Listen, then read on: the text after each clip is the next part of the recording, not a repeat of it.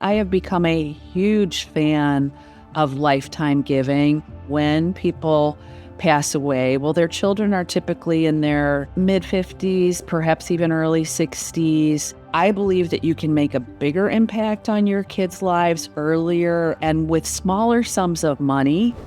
When the news hits and we have a pandemic and the market's down 30%, the single point of failure is you go in and sell.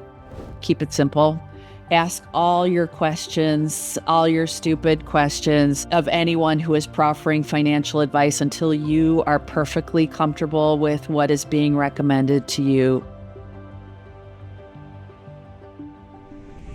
Well, hello, everybody. It's Jim O'Shaughnessy with yet another Infinite Loops. Today's guest, Christine Benz, is the Director of Personal Finance and Retirement Planning for Morningstar, a wonderful outfit that I have used extensively over my asset management career. She is the author of the new book, How to Retire, 20 Lessons for a Happy, Successful, and Wealthy Retirement. Welcome, Christine. Well, Jim, it's so great to see you. It's my honor to be here. You know, I love your title because so often when I was in asset management, it was just numbers. That's what everyone talking about retirement was. Do you have enough? What's your target number? If you go over to Twitter, you see, what's your number is one of the most common questions that people ask on FinTwit. And yet that is really not the big part of retirement at all. And you cover that really well in your book. It's not just financial planning. Tell us more. My thought is that many people tend to either, focus all on the financial piece and ignore quality of life considerations, lifestyle considerations that you need to ponder as you move into retirement. Other people focus exclusively on lifestyle considerations and they come into retirement with this bucket list of things that they want to do and how they want to live differently than they did when they were working. And so my sense is that people are either on one side or the other. You really do need to consider both components. So I wanted the book to, yes, focus on the financial piece, help people figure out safe withdrawal rates and reasonable portfolio construction for decumulation. But I also wanted to make sure that they pondered some of the things like where they will go for purpose and identity and relationships once they step away from work, because both sets of considerations, I think, are super important. And I will say, Jim, I had been one of the people who had underrated all of the lifestyle stuff. But as my own retirement gets a little closer, I'm thinking more about those things. Yeah, and I think that that's one of the aspects of the book that I really do admire because people tend to have the out of sight, out of mind attitude. And in my time in asset management, that was one of the things I noticed, no matter what age investor I was talking to, as they got closer to retirement, they kind of reluctantly said, I guess I should probably start thinking about that. And really, the better way to do it, obviously, is to start when you're very young. So, one of the things that I would try to do with clients is get them to get their kids to understand, this is going to happen. Look what's happening to me. And the focus on relationships, the focus on health, the focus on a variety of things that don't normally come up when you're doing a retirement plan for somebody. And one of the things that I found was when talking with clients that once they became interested in retirement, they didn't talk to their kids about it. It was weird to me. And so I would often bring it up. Are you bringing your kids into the equation? Is that something that you think could be helpful for the next generation? Oh, so much so. In fact, we have a chapter on that very topic in the book. I talked to an author named Cameron Huddleston, who wrote such a lovely, helpful book about these family conversations about money. She shares her own personal sort of harrowing story about losing both her mom and dad. Her dad initially suddenly passes away And then her mom experiences dementia. And so she's thrust into this situation where she is helping to sort out their financial affairs, what they have, where they have it. So in her family, they hadn't had even the most rudimentary conversations about how her parents were situated. So I love the idea of families having these discussions. And of course, it's delicate. It does depend on the state of that parent-child relationship. Um, but to the extent that that is a solid relationship, it makes a world of sense for parents to share some of their views about what they expect their retirement to look like and also get their kids' feedback. I mean, a big disconnect is parents might have this notion of we want our bequest to be X for our children. We want to leave X amount behind. And the children's attitude might be, you know what? I want you to enjoy your retirement to the fullest. Forget about me. In fact, that's very common where you have that disconnect where the kids say, you did so much for us already. My expectation is not that there is this huge amount of leftover assets. Our thought is for you to enjoy your retirement to the fullest. So have those conversations, explore those feelings. It also seems to me that kind of money and talking about money is the last taboo. I mean, people will talk about their sex life all day long online, etc. But bring up money and people get very guarded. It's something that I noted over my career. And you also see, well, a majority of kids are just like you described, right? No, mom and dad, thank you. You've done enough for us already. I do see kind of a undercurrent of younger people kind of mad at their parents, especially I'm a baby boomer. I often argue that maybe I'm a Gen Xer in disguise because of when I was born, but especially children of baby boomers saying, why leave it to us when we're old and gray? Why not give it to us now? How would you advise the elder or the parent in that situation to kind of approach if their kids are like that? How would you tell them to have that kind of conversation with their adult children? I actually side with the kids in this situation. I have become a huge fan of lifetime giving. And the simple reason is when you look at the data on when people pass away, well, their children are typically in their mid 50s, perhaps even early 60s.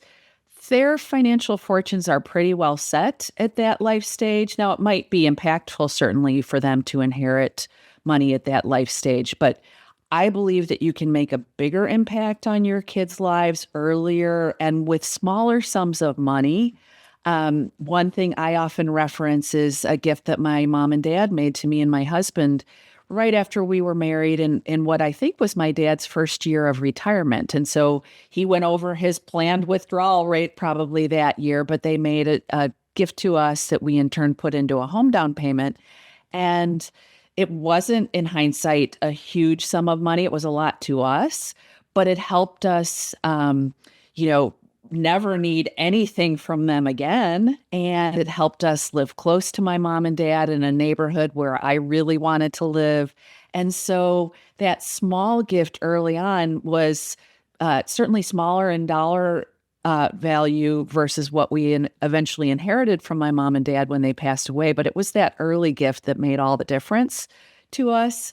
And so I like people to explore ways that they can make an impact with kids and grandkids earlier, whether it's paying off student loans or help with that first home down payment or help pursuing some advanced education that otherwise would entail a lot of costly additional student debt. Those sorts of things, those sorts of earlier in retirement gifts, I think can have a bigger impact. And kind of a side note, in working on retirement planning, I've observed that many people actually do struggle with spending an appropriate amount during their lifetimes. They're very focused on these bequests, and sometimes that shortchanges things that they may wish to accomplish during their own lifetime. So I think it's kind of a problem that we haven't discussed enough in this industry. I call it kind of the permission to spend problem, giving yourself permission to spend from your portfolio after a lifetime of being a saver. I think it's a huge behavioral, psychological challenge for many people. And I think I'm going to be one of them, by the way. I call it human OS, human operating system, and I always preface it by saying, I am a human, so therefore I have all of the faults of the human OS, just like everyone else. Right. Because people sometimes like say, well, that's everyone else, but it's not me. And it also seems to me to be somewhat generational. I mentioned to you before we started to record that we're caring for my 98-year-old mother-in-law. So she classic depression baby. And that mindset obviously is now the people who remember it are 98 years old. But it did seem to carry on to a lesser degree than with people who really had that got to keep every penny because you just never know.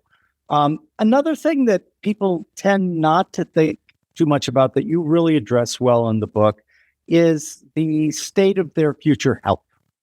And, Schopenhauer said, health is not everything, but without health, everything is nothing. And you cover that, not just health, but also things that lead to better health outcomes. For example, you talk a lot about, hey, make sure your inner circle remains vibrant. You, in fact, suggest adding to your inner circle. Talk a little bit about that, because I think people don't think about that enough because they just really don't want to. Right. There is an inextricable link between physical health and social wealth. And I explore that topic in the book with Laura Karstensen, who's head of the Stanford Center on Longevity. It's one of my favorite conversations in the book, where she discusses this concept of diversifying your social network.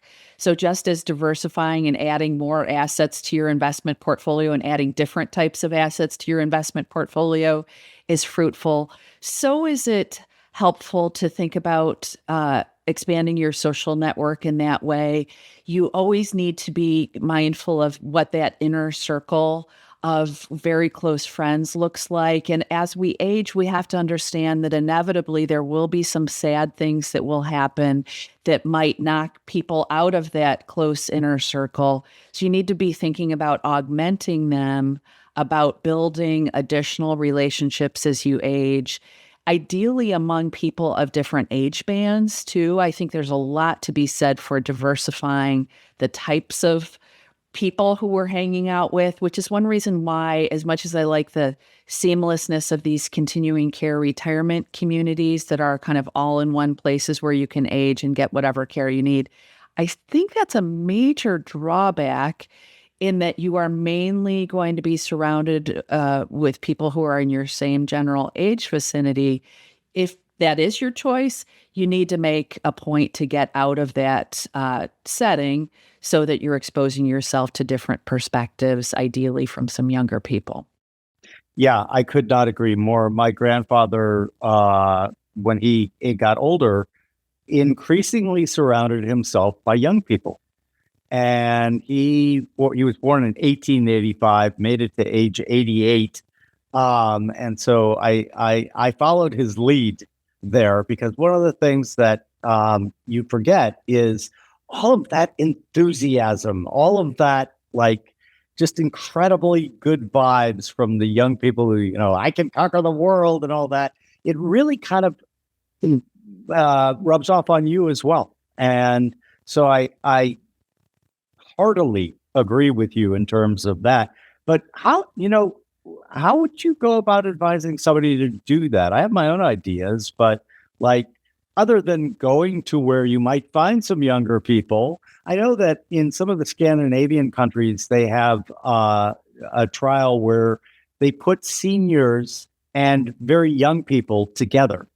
And I thought it might make a really interesting documentary. We have a film division. And but the results of the studies that I've read are like, really, it's almost magical. How could you see something like that working here in the United States? Well, I think we need to start earlier. And so ideally during our working careers, we do have some of those synergies happening. So I love the whole reverse mentoring idea. Informally, I have a reverse mentor at Morningstar. I guess I'm her older mentor, but she mentors me just as much. And so I think that, we need to start this in our careers. There is something Mark Friedman, who has written a lot on encore careers, has talked about something he calls age apartheid. And frankly, it's a thing in our culture that, Yeah, that yeah. it's this divide. And so I do believe we need to be very mindful about building those connections during our careers and ideally carrying those friendships into retirement. But it's also helpful, as you think about retirement, you do need to think about your activities, how you will spend your time.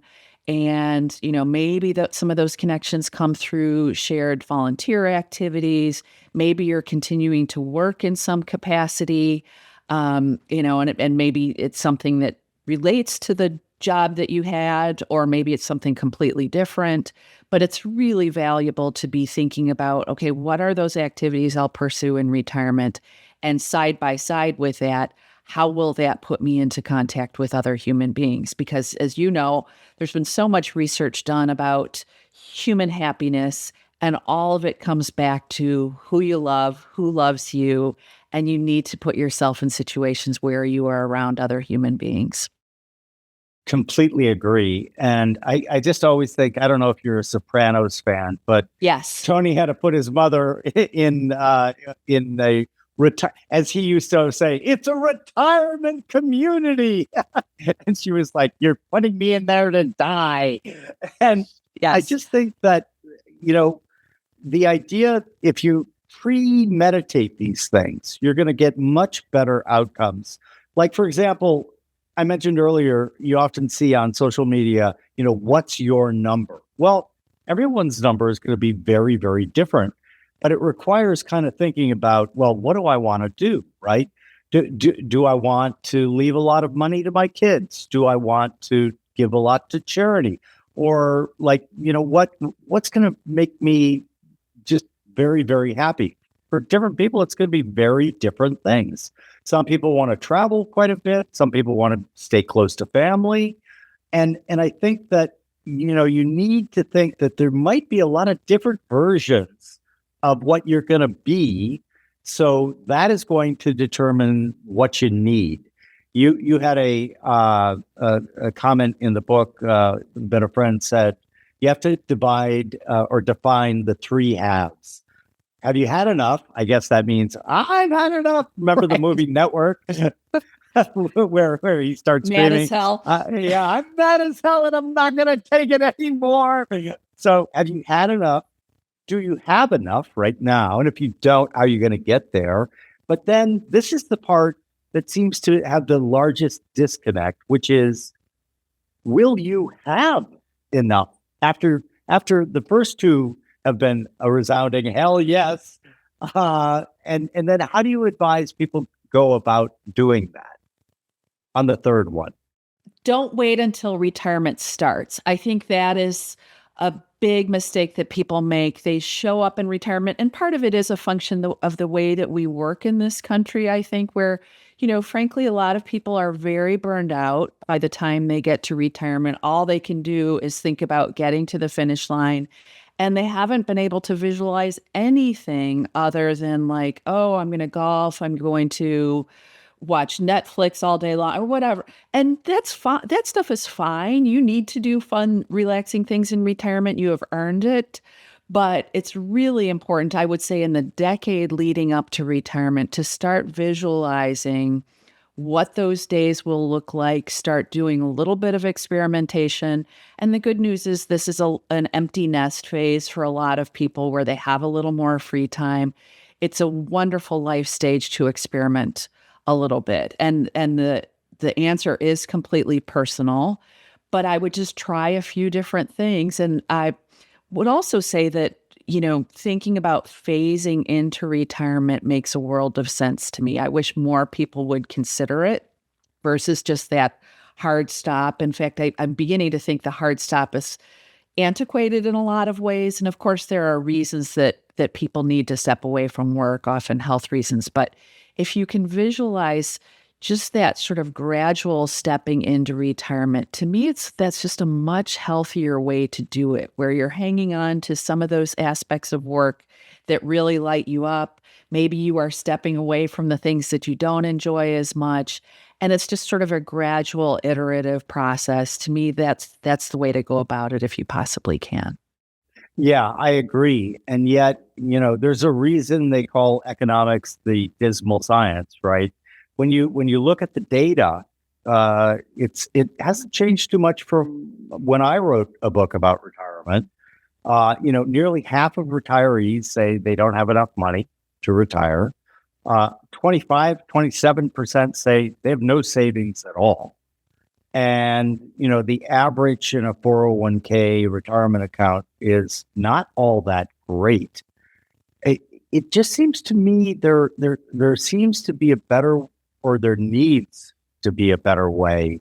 And it's something I've thought about a lot. It's like, as things like AI and VR come online, one thing that I've seen an experimental version of is if you take somebody who's in their prime earnings years, in their 40s usually, and you can put them in a VR setting where literally it ages them, and they come out of the experience many times sort of not happy, but at least aware, oh my God, this is going to happen anyway. Are there other tricks that somebody in your seat, like you've seen it all, are there other tricks to get people to take that first step when they're still in their 40s or 50s, to really start taking it seriously? It's such an important point. I love Hal Hirschfield at UCLA has done some amazing work where they help people visualize their future selves, and that gives them a sense of empathy with that human being in a way that, you're telling 30-year-olds to save for their retirement, and they're kind of like, what? I'll be old. What do I care? It's just very difficult to forge that connection. So I love that visualization work. I am just a huge believer in defaulting people into saving until it hurts. But one thing we tend to see is, when we look at 401k participant behavior, people are incredibly inert. Like, you can put a lot on them and they will not do anything to reverse the defaults that you've put in place. So I'm a big believer in the, automatic forced savings. If someone opts out, default them in again next year and see what they do, because we do tend to see pretty good outcomes with more defaults. So I think that's part of the puzzle as well. And then another thing I'd like to see in the retirement planning discussion is we put too much of an emphasis on retirement too early in savers' lives. There's been some research, and I can't point to the specific papers, but it shows that like early wins earlier on. So if you achieve something, whether it's a home down payment or whatever, that can get you in the mindset of here's what we're doing. Here's why this is valuable. So setting savers up for wins earlier rather than, telling them they need to focus on this goal that is 40 years down the line. To me, that's another powerful thing that we ought to be thinking about in the retirement planning discussion. Yeah, I'm a big fan of the opt-out strategy of 401ks and various vehicles to save at work, because you're right. People are very inert. And if you give them the same plan, everything is the same, except one is you have to opt out of it. People tend not to. And I've even talked to people who were like, they'd kind of forgotten that they had been making all of those contributions to their 401k. So I'm a big believer in that as well. And yet the point you made about when you're 30, like, it's very difficult to conceive of, when I'm 64, right? And so when you're 64, you start realizing Holy shit. Boy, did the last 30 years go fast. And they seem to speed up as you get older. And yet, when you talk to a young person, like when I was 30, I thought I was going to live forever. And so I'm like, okay, I can take the risk now. Um, which leads me to, I want to ask you a question because this was a movement that came along after my time in asset management, the so-called FIRE movement, which is people who want to retire super early. So let's be honest about my priors here.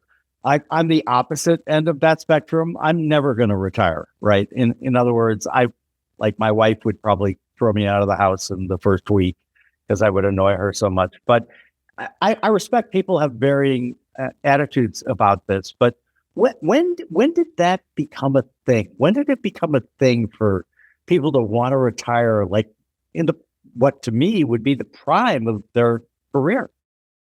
I think that Mr. Money Mustache might have been the first fire proponent, but the broader context, I think, is just that the bond between employer and employee has frayed so much that people feel like, well, my employer doesn't care about me, so I certainly don't care about them, or continuing this relationship. So I think it came from that overall sentiment that it just is not that interrelationship in the way that there was for employees 30 or 40 or 50 years ago. And I always like to illustrate like the counterpoint, which is I have been at the same employer for more than 30 years, and it has been incredibly fruitful for me, not just financially, for them as well, I hope. But it's also just like I think about stages in my life when I was very engaged in helping oversee my parents' care as they were declining, and how much grace my employer gave me to pursue that need. I'm forever grateful for that, that I had, during that period still received a paycheck, still was covered by the employer provided healthcare plan, all that stuff. And, it has kind of gone back and forth over the years where at various points in time, my employer has demanded a lot. Uh, but it's just been one of the best relationships of my life. But I think that fire came out of people not feeling that at all from their employers. And I'm happy to see that fire has evolved more to be on the FI piece. Like it's sort of like you shouldn't necessarily retire early. I think many fire proponents have concluded, but if you can have some leeway to say, okay, this job isn't suiting me, I'm going to go over here and try this other thing. Well, that's tremendous. I don't think anyone can argue with this idea of people being able to call their own shots financially. Yeah, I agree with that part of it as well. And for those listening and not watching, I'm holding up a gold watch that was given to my grandfather. The funny thing about this is it was his company and he didn't retire. but the I keep this on my desk because it reminds me of how much has changed over the years and the response of people. I think the fire thing was one of the outgrowths of how much the traditional employer-employee sort of compact has changed. You mentioned, people think, well, if my company doesn't care about me, I'm just going to not care about them. But it also seems we're doing a series called The Great Reshuffle about how all of these changes are really going to affect everything from where and how you work to when you might retire, et cetera. And one of the things that we see is the idea of being able to have a wonderful career like you've had with a great company is becoming less and less obtainable out of the new way things work. So, what would you say to somebody who's like, I really have focused on having that optionality by putting away a lot earlier, and yet what I want to do is kind of try this, try that.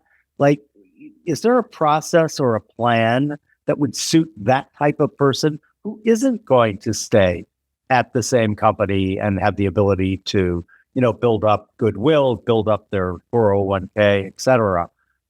Because it does seem to me that I hate the term, but the gig economy is still with us. Is there a way for those people to be on the right path? Well, it seems to me that if someone is thinking along those lines, you'd need to have a bigger pool of certainly liquid non-retirement assets. So this sort of from the financial standpoint, you'd need to have, that the bigger emergency reserve. A lot of the fire people, and I'm not sure I'm 100% on board with this, are very into rental properties as a means of augmenting whatever income that they're earning elsewhere. I'm not the hugest fan of people being so reliant on rental income, but that's a big recurrent theme within the fire space. So yeah. Yeah, because you forget you're also a landlord when that happens. And being a landlord, if you've ever done it, it's not the greatest amount of fun, I have found. You talk in the book about the bucket system of investing, which I think makes a lot of sense. And one of the things that you say that I love is it's not black boxy at all. It's pretty simple going forward. So sort of bucket one is cash. You recommend 2 years of anticipated spending. Bucket two, intermediate term bonds. Very happy that you made it intermediate term bonds versus long term bonds, because I studied the hell out of that. And you get virtually the same returns with intermediate term bonds as long term bonds with much less risk, because inflation and other things can really affect the returns to long term bonds. And then a globally diversified equity portfolio, which kind of implies you have a 10-year time horizon. How do people receive that kind of advice? Do you get people saying 2 years of my anticipated? Okay, I guess I'll just sit here and do nothing and twiddle my thumbs, because that's a big number, right? That's 24 months, and that can seem like a big hurdle. How do you walk people through that so that they're like, yeah, I can do that. Yeah, I get it. Well, it's funny, Jim. I felt like I was running around deflecting criticism of this bucket approach. And then 2022 came along when, both stocks and bonds were knocked down at the same time for the same reason. And I think people were like, oh, here's why. Here's why she's been recommending cash. Yeah. So there's a good argument that there are environments not at all unprecedented when that bucket two doesn't perform especially well, and bucket three doesn't either. That's why you have the cash reserves. And then I always make a point to say, when you're setting aside that cash allocation, it's portfolio withdrawals. So it's like 2 years of portfolio withdrawals. You're probably getting income from some non-portfolio income sources, so Social Security for many of us, pensions for a shrinking share of us. So it would be the amount that you are anticipating pulling from that portfolio over the next couple of years. And I just find that it really works behaviorally. I've gotten so much feedback from actual investors over the past several years, really, where when we've had trying market environments, people have said, this gives me a ton of peace of mind, and it helps me keep the peace with that long-term, more volatile portion of the portfolio. I'm not worried about what's going on there because I know that we can still carry on with whatever plans we have for the next couple of years. So I think it works behaviorally beautifully. You just need to be sure not to over allocate to that cash bucket because, of course, inflation is going to eat away at whatever purchasing power you have there. Yeah. And I've long said that the 4 horsemen of the investment apocalypse are fear, greed, hope, and ignorance. And only ignorance is not an emotion. Fear, greed, and hope have driven more losses, in my opinion, than any bear market, than any recession, even depression. And that's the part that is difficult to get right. Inflation is not linear. And we forget that different things inflate at different rates. I mean, the most common is healthcare.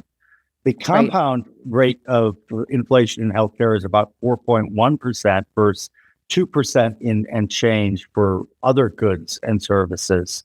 And so you also say you might also consider an optional fourth bucket, which is funding for long-term healthcare. And I did a quick lookup of the way people think about this, and I was surprised when I saw the answer. Retirement healthcare costs are unpredictable in that most people seem to think, oh, well, mom and dad were healthy. I'm going to be healthy too.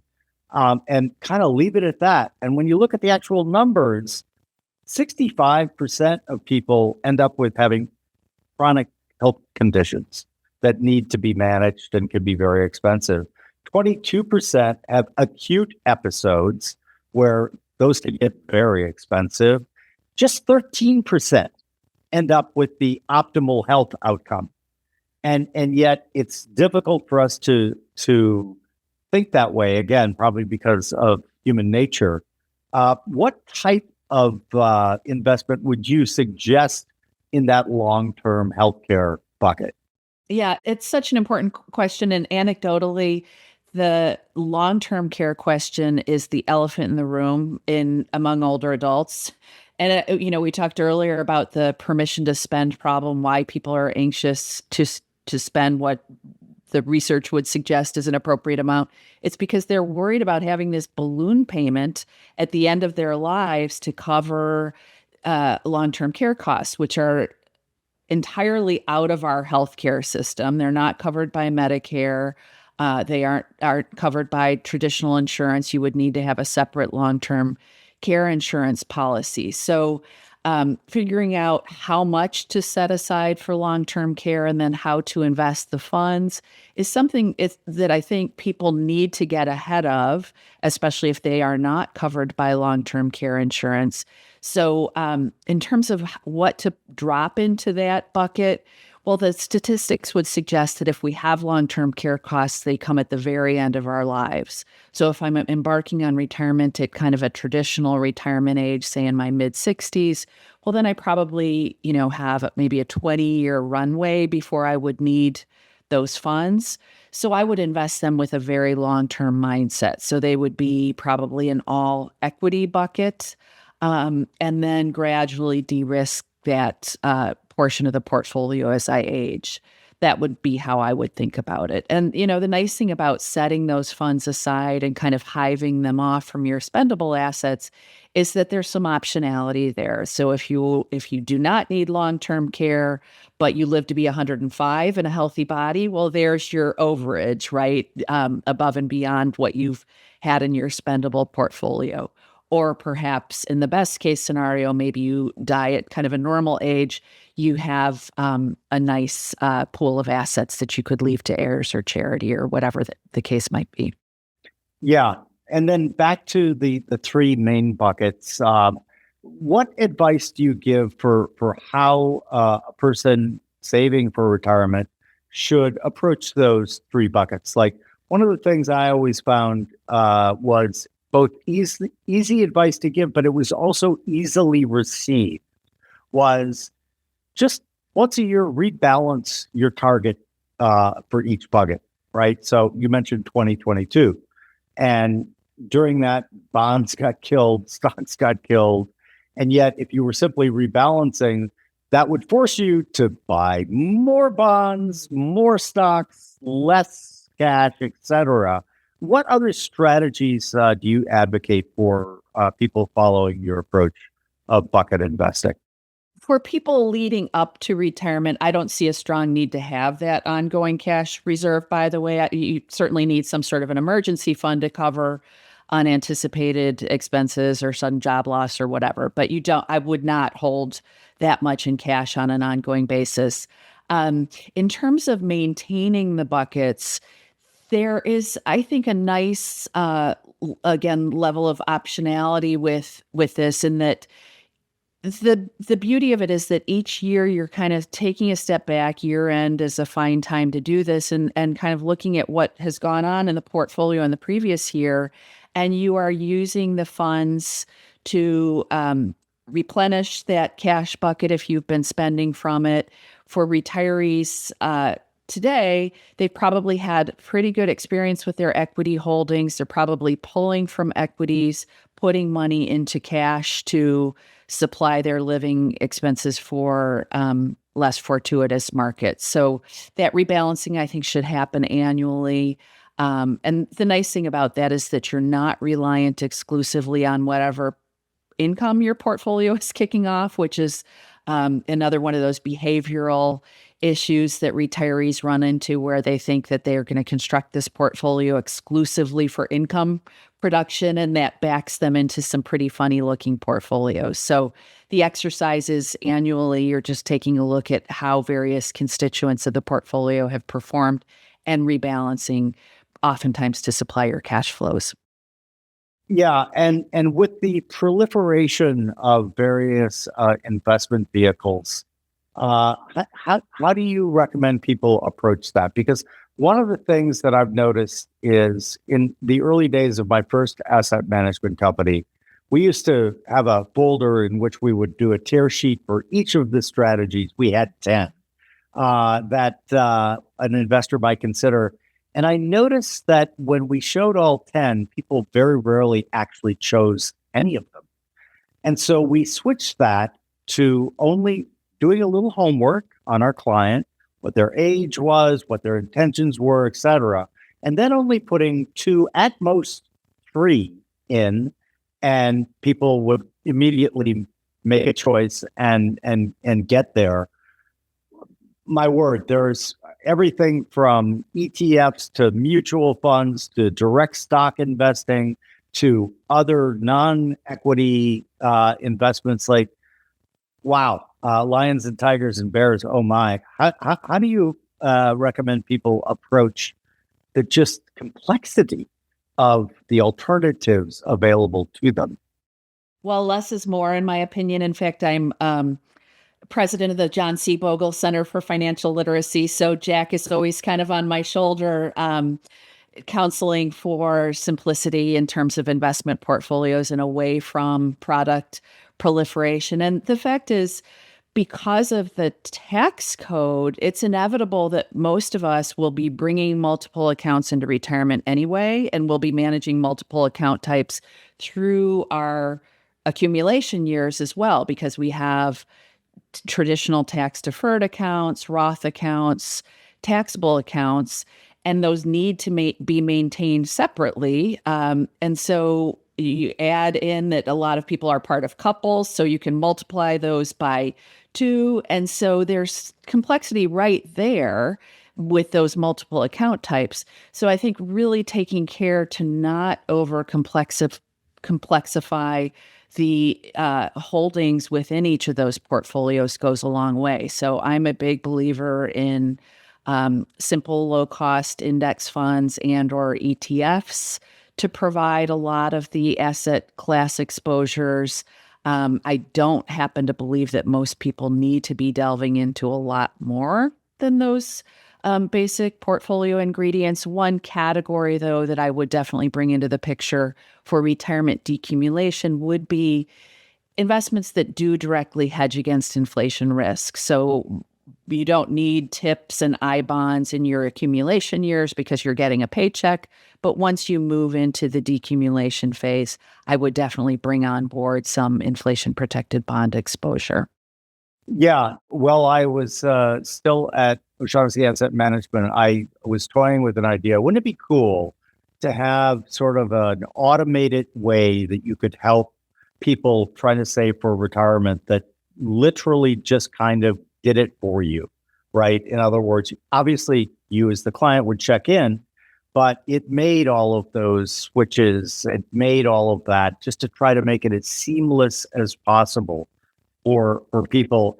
And yet, one of the things, our mutual friend, I think, Jason Zweig, who is a wonderful columnist at the Wall Street Journal, he gave me the best example of when you're trying to judge risk tolerance, right? And he said, most of the industry shows people a picture of a snake and says, does this make you afraid? And they're like, of course not. It's a picture of a snake. He goes, if you really want to test people's risk tolerance, throw a live snake in their lap. And I always love that because the reality of that situation really makes itself apparent. And so, how do you advise that people understand that the single point of failure for most people who are just saving for retirement? In other words, it's not their hobby or their passion or what they love to do. They're going to be very utilitarian about it, and yet, when the news hits and we have a pandemic and the market's down 30%, the single point of failure is you go in and sell. And sadly, I've seen this so many times, and it makes me distressed because obviously you should probably be doing the opposite. Are there any techniques or services or strategies that would make it easier for people to not hit that single point of failure? Because emotions can and I include myself here. One of the reasons I became a quant and entirely quantitative was because I realized that I'm just as emotional as every other human. And so I found a process that could alleviate, not entirely eliminate, but alleviate that for myself. Are there others for people who aren't like quants like me? One of the biggies is enlisting some help. If you're concerned about this possibility that you would sell yourself out at the bottom, which is probably a possibility for all of us, it does make sense to consider bringing on board someone who will do the decision making for you, who can be dispassionate about market events. I think that's a terrific use for some sort of financial advice. Interestingly, too, when we look at our data at Morningstar, we have a data point called investor returns, where we can kind of look at how the typical dollar in a fund has done. One thing we see when we look at that data is a beautiful picture for all-in-one type investment products, like a simple balanced fund, but of course, target date funds would fit under that umbrella as well. So those investments that bundle together different asset classes do a fabulous job of keeping people in their seats in good markets and bad. And it may be that those are popular products in the context of 401k plans. We were talking about how inert the typical 401k participant is. It may be that we're just sort of capturing, 401k investors invest there and they tend to be really placid. But I think there's something there. Like if your statement is concealing some of the volatility in the constituent holdings, as is the case with these all-in-one type investment funds, you just see less of the bumps along the way, which tends to help people sit tight. So that's another kind of very cheap strategy that people might avail themselves. But I would say some combination of outsourcing of the asset allocation guidance probably makes sense for most of us. Yeah, when I was young and filled with piss and vinegar, I was always like, "Oh, you can do it yourself. It's this easy." I quickly changed my view on that. In fact, we changed our business model. We used to take clients directly, and then we realized that a good wingman is worth their fee, because if they can keep you from panicking, and if they can keep you from doing the worst thing at the worst possible time. It's like the joke about anesthesiologists, right? 95% of their work is pure boredom, 5% is sheer terror. And they earn every dollar they make in that 5% of the time. But you also bring up costs, right? And I got to the point where I would say, look, I believe in the alpha generating strategies that we offer at OSAM, but if that's not your bag, probably the best thing you could possibly do is buy the absolute lowest cost ETF, global equity ETF. And what do you find? Because another thing I found was that many financial products are sold, not bought. And by that, I mean, like, people aren't like, "Oh, I'm going to put my money in this." They actively put their money in only when there's a person selling it to them. How do you work? What's the optimal way to kind of put together a plan where you're very aware of cost and yet you're getting the help that you need in terms of not selling out, just better understanding, dispassionate partner, et cetera? I'm happy to see that there's been a really wonderful evolution in the delivery of financial advice that I think is making it more accessible to more people. Initially, with the various robo products that came out, and now I think there's a more widespread acceptance of the kind of the robo human advisor. But all of those things are very good for consumers in terms of helping them obtain a level of advice at a low cost.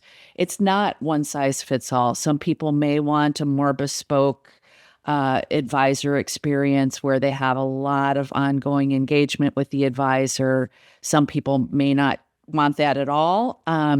So I'm happy to see that the investment services industry has come to deliver an array of different advice types, often at a really low cost. And I also like that advisors are experimenting with different business models to serve younger clients who might not have the critical mass in their portfolios to qualify for, the ongoing fees that where they might pay a subscription fee or something like that might be more accessible to the younger investor. So I'm glad to see that we've had a healthy evolution away from the everyone needs to have $1 million portfolio and pay us $1 million or pay us a 1% annual fee. So now you are an expert at saving, investing for retirement. What mistakes have you made in your own account that you're like, oh man, I can't believe it? A couple. So I was a fund analyst before I started doing what I do now. So probably had a little too much complexity in my own portfolio. I probably had too much in the way of expensive active funds at one point in time. I still do have several active funds in my portfolio, mainly because I feel like I'm a very good picker of those funds. And I'm also really good at staying the course with them. That I'm usually, if they're going through a bad spell, I'm usually knowing that sort of everything's the same at the firm. I'm able to actually add to them when they're down. So I still do have a healthy contingent of active exposure in my portfolio. Probably the biggest drag, if we were to analyze it, has been holding too much cash on an ongoing basis. And I was earlier cautioning people not to get carried away with the cash. But part of it is, you get a bonus or something happens, you inherit money from your parents. There's always a tendency to be like, oh, is this the best time to put that money to work? And so just been slow on the draw, and having cash does not feel bad. There have been a few times where we've been able to help relatives with things where it's come in handy to have those liquid reserves. So probably the biggest long-term drag on our portfolio has been that just sitting with too much cash too long. Do you find that there's a personality type that really emerges? Because we talk about saving, but the saver profile, at least to my mind, is very much different than the investor profile. How do you help people? And if you're way on the investor side, you might be far more willing to take risks that could end up not treating you well. And if you're on the saver side, you tend to probably take less risk than you should. How do you help people balance between those kind of two personality types? Yeah, it's an important question. And within couples, sometimes there might be two different personality types there, where one person is inclined to, be all in with stocks and the other one is a little less aggressively inclined. Um, I think it's a particularly big risk for people embarking on retirement today. I see the people who have honed their skills as investors. It's like, okay, now you're getting into your mid 60s or you're 70. you need to de-risk that portfolio. That's the issue that I have encountered the most, is getting the investor to realize that you need to kind of adopt that saver mindset a little more as you move into decumulation, that it's time that you don't need to de-risk that whole portfolio. But that's the conversation I find myself having again and again with older adults, is they've had a great experience in stocks over their investing career, trying to pry their hands off that appreciated equity position and de-risk some of that portfolio. I think that is the biggest challenge that I've observed. Yeah, and it's funny because when I was coming of age, 1982, I was 22. And if you're too young, you wouldn't remember. But if you remember 82, everybody hated stocks. Everybody. You had the classic Business Week cover from the 70s, the death of equities. Right. But it was like really profound. And when I would tell people, what are you going to be doing? And I said, the stock market. I mean, it looked like I just said something horrible. The looks on faces were like, the stock market, like stocks are for widows and orphans, dude. You need to be in real estate. You need to be in those kinds of things. And then, of course, obviously, we had this incredible period where long-term interest rates declined for most of my adult life, kind of the ideal glide path for stocks. And now, obviously, things have changed. How do you think that affects what people do in terms of the investment? So, like for me, I'm not a bond guy. My priors are. I'm very happy to be long risk. Let's put it that way. But situations change, and interest rates could be going in a very different direction, which is one of the reasons I love your focus on intermediate term bonds as opposed to longer. But is there a way that an advisor helping a client, like, is it useful to continually, maybe once a year, like you go to your doctor for your physical, once a year, kind of do a reassessment, not just of the plan itself, but things like, has my burn rate changed? Am I spending a lot more or a lot less? And if so, like, boy, it'd be great. Like, I could see it being on Morningstar's site, for example. Like, here are 4 pages that you've got to do once a year. Would that materially help people in terms of trying to adjust as life goes on? Well, 100%. And I do think that people do tend to underrate the value of that ongoing financial advice in retirement, because it's a completely different thing than saving. I'm fine with people DIYing it through their savings career if they know that they can stay the course in periodic downdrafts.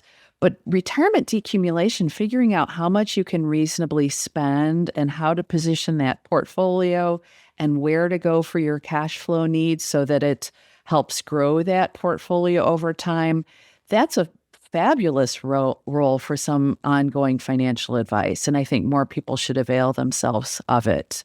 The de-risking, you mentioned you're not a bond guy.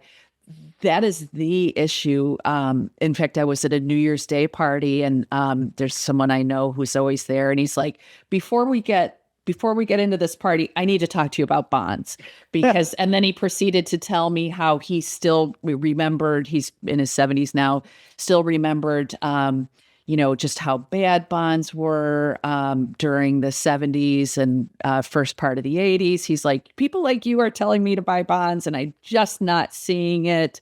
So the angst about bonds is very real, but nonetheless, when we look at capital markets assumptions from major firms, including our team at Morningstar, they're forecasting equity returns that are kind of on par with fixed income for the next decade.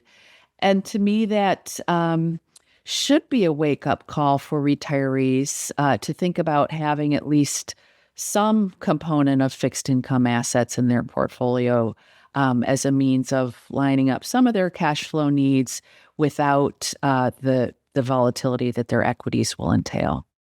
Well, going off that your friend, what are the questions over your career in dealing with this and being an expert in it that you just keep getting, and you just keep seeing them ignore that advice, and or coming back for the next New Year's Day party and say, yeah, I really should have taken your advice, I didn't, that now do it again. Like, what are the themes that you just keep hearing?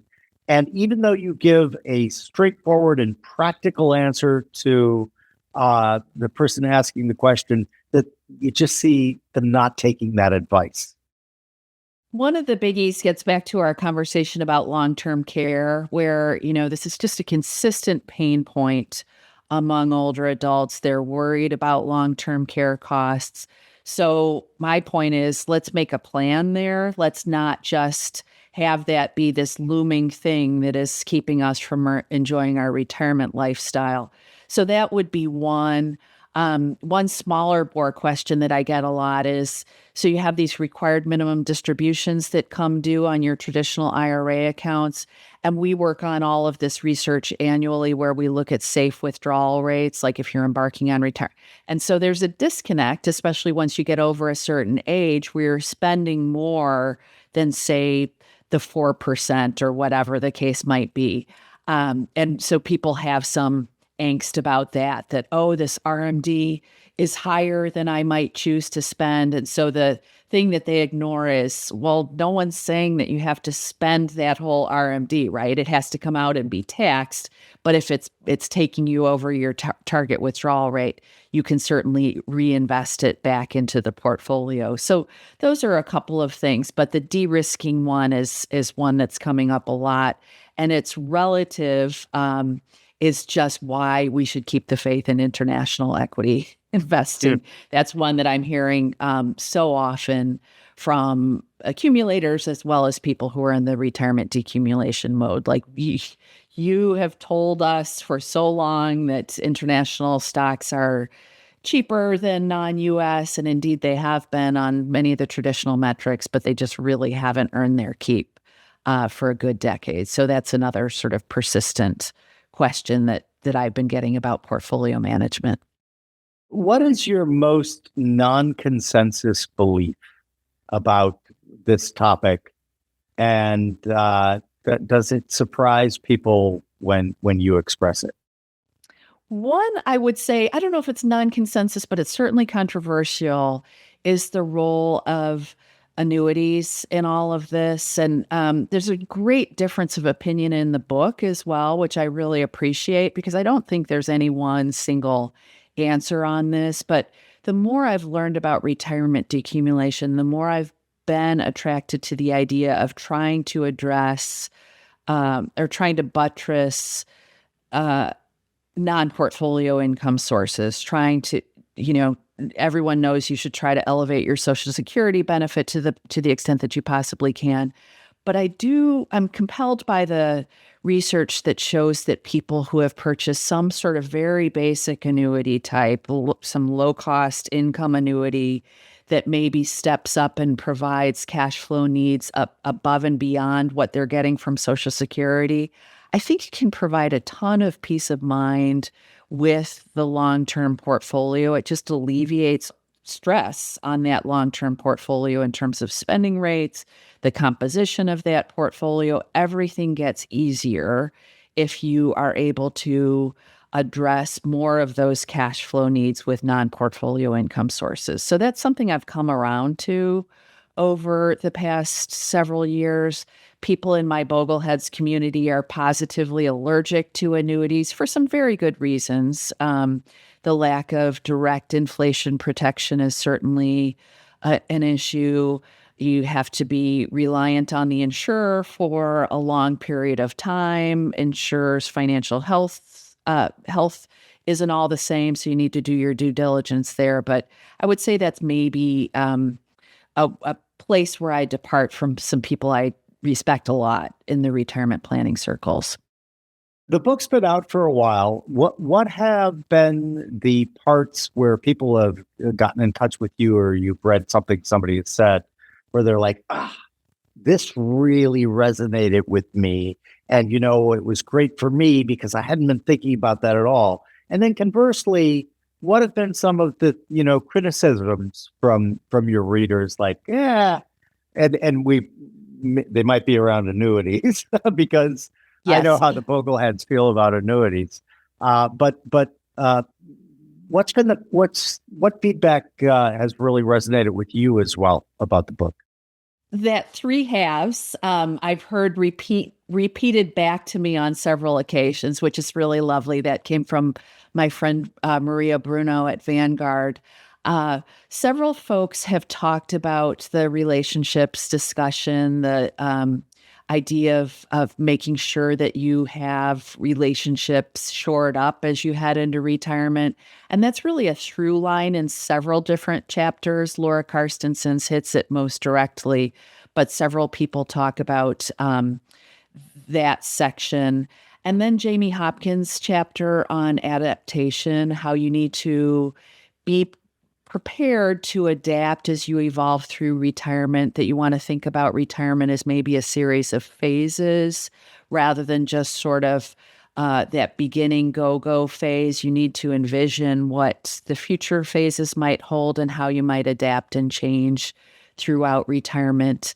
In terms of the pushback, some of it has been in the realm of annuities. In fact, I was reading a review on Goodreads and someone was like, the author just takes every opportunity to shill for annuities. And I'm like, wow, because we had Bill Bernstein in the book talking about how he thinks annuities are a terrible idea. And so does J.L. Collins and a few other people. So I wanted to showcase a range of opinions on that topic. I don't think it's black and white, but apparently it was received as black and white with me saying everyone needs an annuity, which is not my vantage point.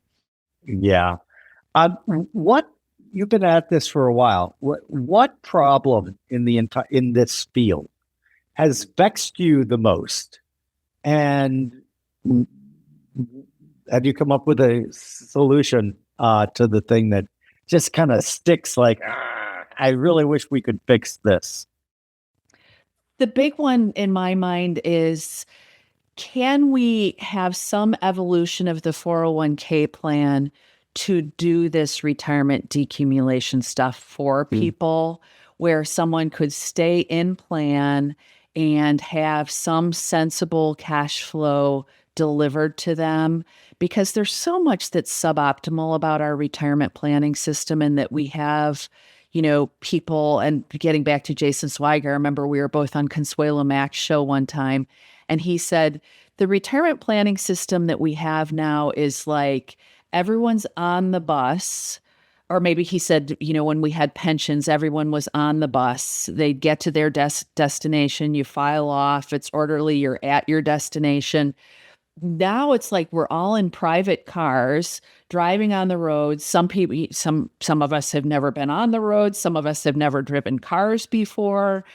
And there's so much that's suboptimal about how we do retirement planning in this country, especially when it comes to that decumulation phase, where you're 65, you get handed this pot of money, sent out into the world to try to figure out how to make it last over your retirement time horizon. So I think that's the main nut that we still need to crack. Can we create sensible decumulation solutions for people at that life stage? And we also know cognitive decline is a big thing for older adults, that as we age, we are more likely to experience cognitive decline. We need to solve this. We need to make it simpler for people, especially, we were talking about all the different ways for people to get financial advice. Some people cannot afford financial advice. How can we try to deliver some kind of decumulation solution within the 401k context? I think that's the nut that we need to crack, where we're delivering sane advice to the mass consumers. What do you like to read that is outside retirement, outside investment? And have you found that you found really great ideas reading a novel or something like that? What are your favorite genres? I'm a huge fiction reader, kind of, I guess, sort of realistic sort of fiction. So anything Jonathan Franzen writes, I am going to read as soon as it comes out. Unfortunately, he only writes a book every, gosh, it feels like 5 years or so. Yeah, So, right. but he's one of my favorite in terms of like connecting between the fiction that I read and my work. I don't know. I just think it gives me a greater empathy for people. And that's one of the reasons I like to get out and speak to groups of individual investors too. It just gives me a sense of what their pain points are, what their worries are, what their joys are. So I always, you know, tell my bosses, like, I really love to be out there speaking to groups of real world individuals because it tells me what I should be working on, and it gives me that connection to the people I'm trying to serve through my work. That's such a great point. And something I found was if you don't get that feedback, you could have a perfectly great way of doing something, right? But if you don't listen to the people who are looking to you for some advice, you could be getting it entirely wrong. And people's polite natures, they won't raise their hand and say, "Yeah, I don't get it. I don't get it. Why are you telling me to do that?" We had that experience when we were developing our Canvas program at OSAM, which is the custom indexing portfolio creation. And we really thought, ooh, their advisors are going to love these 7 features. And then we thought, well, why don't we just have a very limited group of advisors and have them really use it, put it through all the stress tests and everything, and then ask them, novel concept, ask them, what do you like the best? We were so wrong, Christine.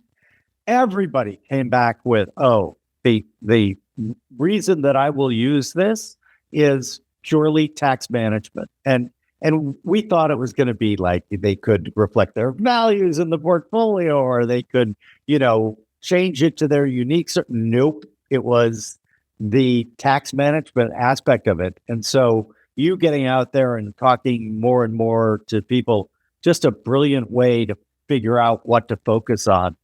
Well, I'm getting the hook from my producer here on my cell phone.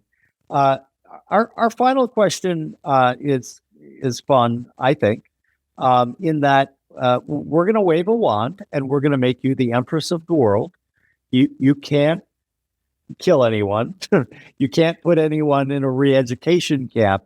But what you can do is we're going to hand you a magic microphone, and you can say 2 things into it that will incept all 8 billion people on the planet. They're going to wake up whenever their morning is and say, I've just had 2 of the best ideas. And unlike all the other times, I'm actually going to act on these 2 ideas.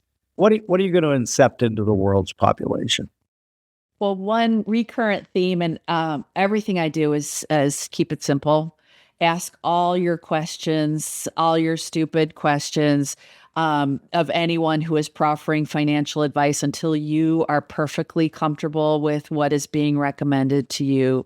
But you can put things together simply and effectively. So that would be one.